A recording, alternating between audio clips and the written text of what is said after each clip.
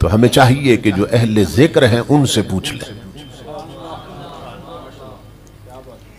फसअलू अहल जिक्र इन कुंतुम ला तअलमून, ए न जानने वालों, अगर कुछ जानना चाहो तो फिर जो अहले जिक्र हैं उनसे पूछ लिया करो।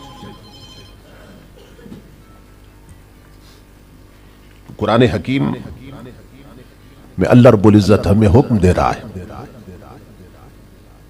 कि किसी भी हकीकत को अगर हम जानना चाहें तो जिक्र वालों से पूछ लिया करें।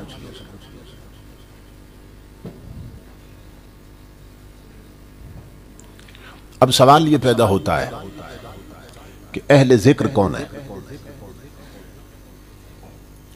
कि अपनी मखलूक को अल्लाह रब्बुल इज्जत जिनके पास हाजिरी का हुक्म दे रहा है, तो यह तब मालूम होगा जब यह मालूम हो जाए कि खुद जिक्र क्या है।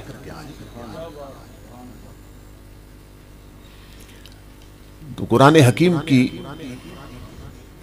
बाज आयात की खुद तफसीर करती हैं।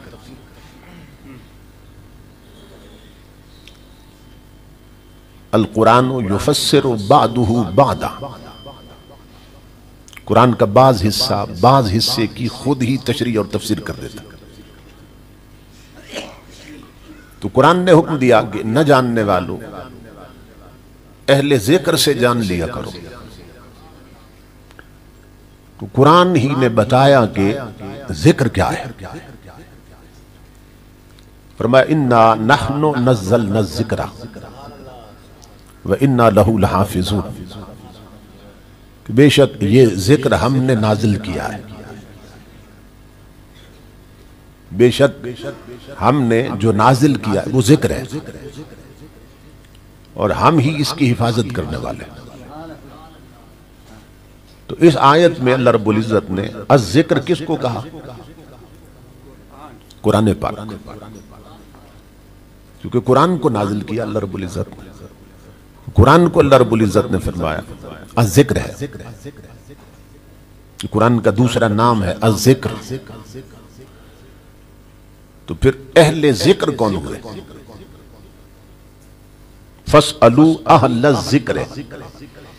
तो जब जिक्र कुरान है तो फिर अहले जिक्र कौन हुए? कुरान वाले। तो अल्लाह रब्बुल इज्जत हुक्म दे रहा है कि न जानने वालों अगर कुछ जानना चाहो तो फिर जो कुरान वाले उनसे पूछा करो। मैं ये समझता हूं कि ये एक आयत भी अगर कयामत को तकड़ी बन गई और हमें इस आयत पर तोलने लग गए तो हमारी मेजॉरिटी और अक्सरियत की कतारें लग जाए। कि अल्लाह रब्बुल इज्जत फरमाएगा कि मैंने तुम्हें भेजा था कुरान वालों की तरफ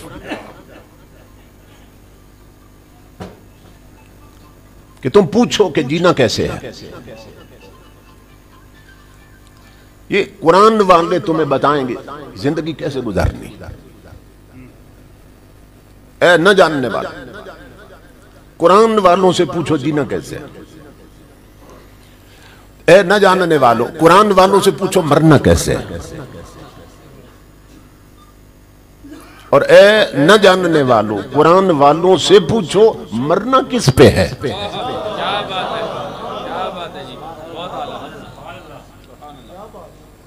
ए न जानने वालों, कुरान वालों से पूछो तुम्हारे घर का माहौल कैसा होना चाहिए।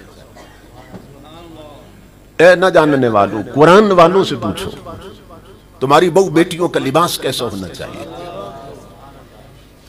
ए न जानने वालों, कुरान वालों से पूछो तुम्हारे बाजार का माहौल कैसा होना चाहिए। ए न जानने वालों, कुरान वालों से पूछो तुम्हारे मुल्क में निजाम किसका होना चाहिए। ए न जानने वालों, कुरान वालों से पूछो तुम्हारी असेंबलियों में नुमाइंदे कैसे होने चाहिए। ए न जानने वालों, कुरान वालों से पूछो तुम्हारे तख्त पर हुक्मरान कैसा चाहिए। ए न जानने वालों, कुरान वालों से पूछो तुम्हारी खारजा पॉलिसी कैसी होनी चाहिए। ए न जानने वालों, कुरान वालों से पूछो कि तुम्हारा खालिक से ताल्लुक कैसा होना चाहिए। ए न जानने वालों, कुरान वालों से पूछो कि तुम्हारा मखलूक से ताल्लुक कैसा होना चाहिए। तो अल्लाह रब्बुल इज्जत हमें हुक्म दे रहा है कि न जानने वालों, अगर कुछ भी जानना चाहो तो अपना रहनुमा उन्हें बनाओ जिनके पास कुरान है। अब कयामत को अल्लाह रब्बुल इज्जत ने अगर पूछ लिया कि मैंने भेजा था कुरान वालों की तरफ, तुम तीर वालों की तरफ कैसे चले? मैंने भेजा था कुरान वालों की तरफ, तुम शेर वालों की तरफ कैसे चले गए? मैंने भेजा था कुरान वालों की तरफ, तुम बल्ले वालों की तरफ कैसे चले गए? तो बताओ क्या जवाब? ये एक आयत है, अल्लाह फरमाता न जानने वालों, अगर कुछ जानना चाहो तो फिर कुरान वालों से पूछो, क्योंकि तमाम रियलिटीज, तमाम फैक्ट्स, तमाम हकीकतें ये तुम्हें कुरान वाले ही बता सकते हैं। तो कुरान वालों के पीछे चलने का हुक्म दिया जा रहा है।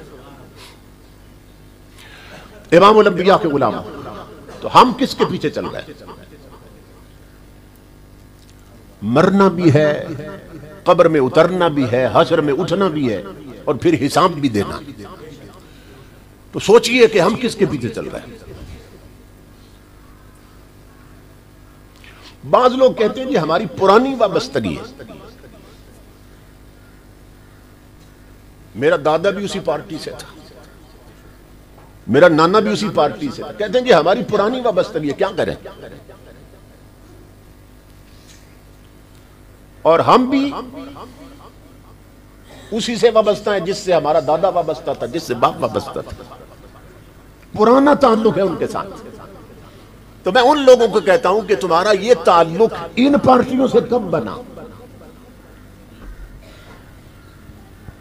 अगर पुराने पर ही बुनियाद रखनी है तो मैं बताता हूं तेरा पुराना ताल्लुक किससे है।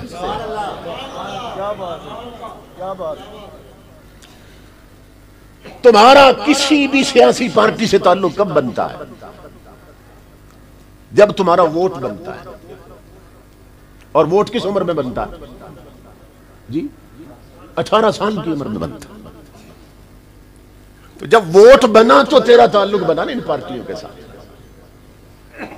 लेकिन जिस पार्टी की तरफ तारीख लब्बैक तुम्हें बुला रही है, वो इस पार्टी से तेरा ताल्लुक उस दिन बना था कि जिस दिन जन्म देने के बाद तेरी मां ने तुझे दूध बाद में पिलाया था और तेरे कानों में नामे नबी की अजान पहले दी गई थी।